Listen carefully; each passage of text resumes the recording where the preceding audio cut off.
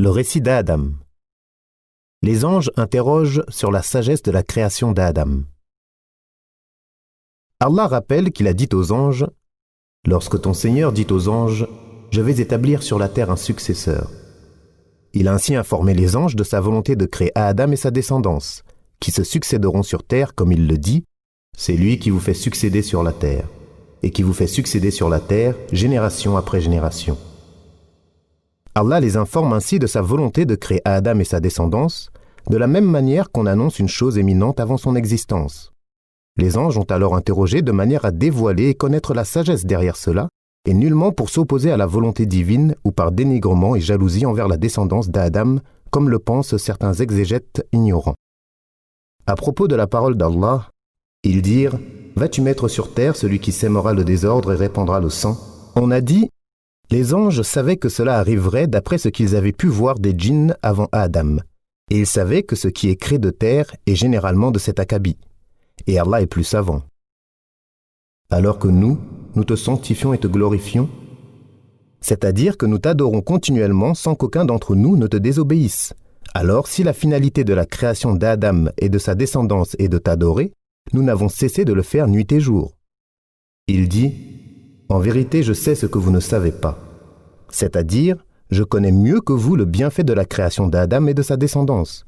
Seront issus d'eux des prophètes, des messagers, des véridiques, des martyrs et des pieux. Allah leur indiqua ensuite la supériorité d'Adam sur eux en science. Et il apprit à Adam les noms de toutes choses. Ce qui est authentique est qu'Allah apprit à Adam les noms et les fonctions des choses, petites ou grandes comme l'a indiqué Ibn Abbas. Anas ibn Malik rapporte que le messager d'Allah a dit « Au jour de la résurrection, les croyants se rassembleront et diront « Si nous allions à la recherche de celui qui intercédera pour nous auprès de notre Seigneur, ils iront voir Adam et lui diront « Tu es le Père de l'humanité. Allah t'a créé de ses mains. Il a fait se prosterner les anges devant toi et t'a appris les noms de toutes choses. » Puis il les présenta aux anges et dit « Informez-moi des noms de ces choses, si vous êtes véridiques. » Al-Hassan al-Basri a dit « Lorsqu'Allah voulut créer Adam, les anges se sont dit « Quelque créature qu'Allah créera, nous serons plus savants qu'elle. » Ils furent alors éprouvés par ces paroles, si vous êtes véridiques dans vos propos. Ils dirent « Gloire à toi, nous ne savons que ce que tu nous as appris. Certes, c'est toi celui qui sait tout, le sage. » C'est-à-dire, gloire et pureté à toi. Personne ne peut connaître quoi que ce soit de ta science sans que tu ne le lui aies enseigné. Comme il dit, et de sa science, il n'embrasse que ce qu'il veut. Il dit, ô Adam, informe-les de ces noms. Puis lorsqu'il les eut informés de ces noms, Allah dit, ne vous ai-je pas dit que je connaissais les mystères des cieux et de la terre et que je sais ce que vous divulguez et ce que vous cachez? C'est-à-dire que je connais ce qui est caché et ce qui est apparent. Et lorsque nous ordonnâmes aux anges de se prosterner devant Adam, ils se prosternèrent à l'exception d'Iblis qui refusa, s'enfla d'orgueil et fut parmi les mécréants. C'est un grand honneur qu'Allah fait à Adam en le créant de ses mains et en lui insufflant de son esprit, comme cela apparaît dans sa parole, « Et dès que je l'aurai harmonieusement formé et lui aurai insufflé mon esprit, jetez-vous alors en prosternation devant lui. » Adam a été honoré à 4 reprises par Allah, en le créant de ses mains, en lui insufflant de son esprit, en ordonnant aux anges de se prosterner devant lui et en lui apprenant les noms de toutes choses. C'est pourquoi lorsque Moussa rencontra Adam dans l'assemblée céleste, Al-Mala' al-A'la, et eut avec lui une discussion comme cela sera développé plus loin, il lui dit « Tu es Adam, le Père de l'humanité. Allah t'a créé de ses mains, il a insufflé en toi de son esprit, a fait se prosterner les anges devant toi et t'a appris les noms de toutes choses. » Et c'est aussi ce que lui diront les anges au jour du rassemblement, comme nous l'avons vu et comme nous le verrons plus loin, si Allah le veut. La jalousie de Satan envers Adam. Allah dit dans un autre verset, « Nous vous avons créé, puis nous vous avons donné une forme. Ensuite, nous avons dit aux anges, « Prosternez-vous devant Adam. » Ils se prosternèrent, à l'exception d'Iblis, qui ne fut point de ceux qui se prosternèrent. Allah dit, « Qu'est-ce qui t'a empêché de te prosterner alors que je te l'ai ordonné ?» Il répondit, « Je suis meilleur que lui, tu m'as créé de feu alors que tu l'as créé d'argile. » Al-Hassan al-Basri a dit « Iblis a fait une analogie et il est le premier à l'avoir fait. C'est aussi l'avis de Muhammad ibn Sirin, et le soleil et la lune n'ont été adorés que par ceux qui ont pratiqué une analogie, comme cela a été rapporté par Ibn Jarir. Le sens en est que Satan s'est comparé à Adam, en se voyant plus noble que lui. C'est pourquoi il a refusé de se prosterner devant lui, en dépit de l'ordre qui lui a été donné, ainsi qu'aux anges de se prosterner. La règle veut que lorsqu'une analogie est opposée à un texte, elle ne doit plus être considérée. De plus, cette analogie est fausse, car l'argile est meilleure et plus utile que le feu, car l'argile contient pondération, douceur, patience et épanouissement, alors que le feu n'est qu'inconstance, légèreté, empressement et embrasement. D'autre part, Allah a honoré Adam en le créant de ses mains et en lui insufflant de son esprit, et c'est là la raison pour laquelle il a ordonné aux anges de se prosterner devant lui, comme cela apparaît dans la parole d'Allah. Et lorsque ton Seigneur dit aux anges, je vais créer un homme d'argile dure, extraite d'une boue transformée, et dès que je l'aurai harmonieusement formé et lui aurai insufflé mon esprit, jetez-vous alors en prosternation devant lui. Les anges se prosternèrent tous ensemble, sauf Iblis qui refusa de se prosterner. Alors Allah dit, « Ô Iblis, pourquoi n'es-tu pas parmi ceux qui se prosternent ?»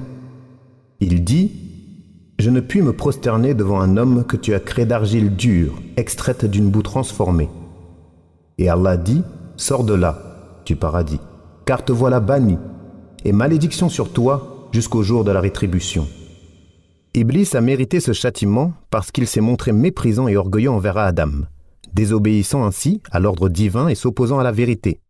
Il justifia son acte par des arguments fallacieux, et cela fut plus grave encore que sa désobéissance, comme Allah dit, « Et lorsque nous avons dit aux anges, « Prosternez-vous devant Adam », ils se prosternèrent, à l'exception d'Iblis qui dit, « Me prosternerai-je devant quelqu'un que tu as créé d'argile ?»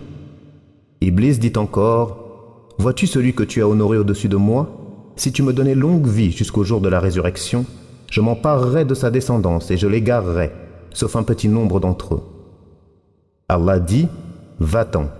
Quiconque d'entre eux te suivra, votre sanction sera l'enfer, en punition permanente. Et excite par ta voix ceux d'entre eux que tu pourras. Rassemble contre eux ta cavalerie et ton infanterie. Associe-toi à eux dans leurs biens et leurs enfants, et fais-leur des promesses. Or Satan ne leur fait des promesses qu'en tromperie. Quant à mes serviteurs, tu n'as aucun pouvoir sur eux, et ton Seigneur suffit pour les soutenir. » Allah dit aussi, « Et lorsque nous dîmes aux anges, « Prosternez-vous devant Adam », ils se prosternèrent, sauf Iblis qui faisait partie des djinns et se révolta contre l'ordre de son Seigneur. Le prendrez-vous donc, ainsi que sa descendance, pour alliés en dehors de moi, alors qu'ils vous sont ennemis ? Quel bien mauvais échange pour les injustes. C'est-à-dire que Satan a délibérément désobéi à Allah, par obstination et orgueil, car il a été trompé par sa nature et la matière fourbe dont il fut créé, le feu. Aïcha, radiyallahu anha, rapporte que le messager d'Allah a dit « Les anges ont été créés de lumière, les djinns d'un feu sans fumée et Adam de ce qui vous a été décrit. » Al-Hassan al-Basri a dit « Iblis n'a jamais fait partie des anges. » Allah dit « Dis, ceci le Coran est une grande nouvelle, mais vous vous en détournez. Je ne connaissais rien de l'assemblée élevée, les anges, quand ils se disputaient. Il m'a seulement été révélé que je suis un avertisseur clair.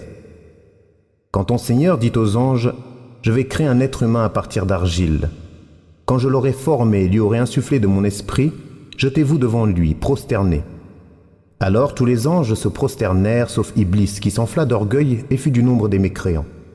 Allah lui dit, « Ô Iblis, qu'est-ce qui t'a empêché de te prosterner devant ce que j'ai créé de mes mains ? T'enfles-tu d'orgueil ou te considères-tu parmi les hauts placés ?» Iblis répondit, « Je suis meilleur que lui. Tu m'as créé de feu et tu l'as créé d'argile. » Allah dit, « Sors d'ici, te voilà banni.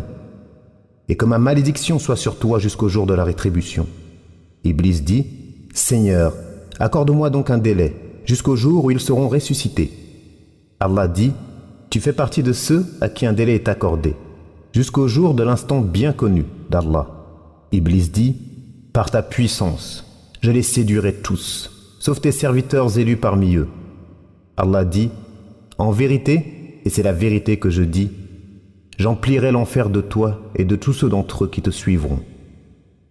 Il dit aussi, « Puisque tu m'as égaré, dit Satan, je leur barrerai la route vers ton droit chemin. Puis je les attaquerai de devant, de derrière, de leur droite et de leur gauche. Et pour la plupart, tu ne les trouveras pas reconnaissants. » C'est-à-dire, puisque tu m'as égaré, je guetterai les hommes sur tous les chemins et fondrai sur eux de toutes parts. Le bienheureux sera celui qui le fuit et le malheureux celui qui le suit. L'imam Ahmed rapporte d'après Saboura ibn Abi Faqih que le prophète sallallahu alayhi wa sallam a dit « Satan guette le fils d'Adam sur ses chemins ». Puis il cita le hadith sur la description de Satan. Les anges qui se sont prosternés devant Adam. Les exégètes ont divergé sur le fait de savoir quels sont les anges auxquels on a ordonné de se prosterner devant Adam. S'agit-il de tous les anges ainsi que le suggère l'ensemble des versets, et qui est l'avis de la majorité des savants, ou les anges qui étaient sur terre comme l'a rapporté Ibn Jarir d'après Ad-Dahhak d'après Ibn Abbas? Le premier avis est le plus plausible car il s'appuie sur le hadith qui dit « Et il a ordonné à ses anges de se prosterner devant lui », qui désigne également l'ensemble des anges, et Allah est plus savant. Satan était au ciel. Les paroles d'Allah adressées à Iblis « Descends d'ici » et « Sors de là » montrent que Satan était au ciel et qu'il a été déchu du rang qu'il avait atteint par sa dévotion et son imitation des anges dans leur obéissance et adoration. Il en fut privé en raison de son orgueil, sa jalousie et sa désobéissance à son Seigneur, et il descendit sur terre, blâmé et éloigné de la miséricorde d'Allah.